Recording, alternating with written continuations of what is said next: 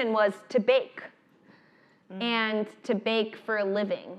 And within that, what was implied was the reason baking was my answer was because I wanted to be on the move. I liked to be on my feet. I wanted to be creative, all things that were a little against the grain, at least for the way that my folks raised me and what they thought being passionate about your profession meant. Right.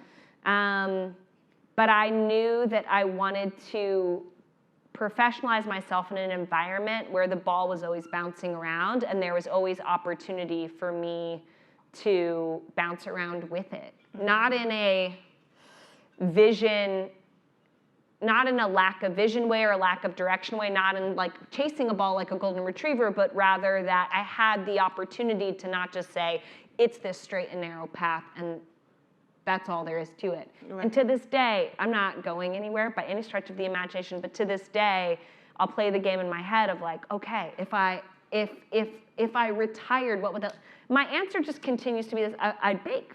Right. If something were to ever happen anywhere, blah, blah, blah, blah, the change were to ever come in my life, what would I do? What would I do differently? What do I want? What would I want to do that I'm not doing right now? Right. And my answer is basically, just do the thing you're doing now.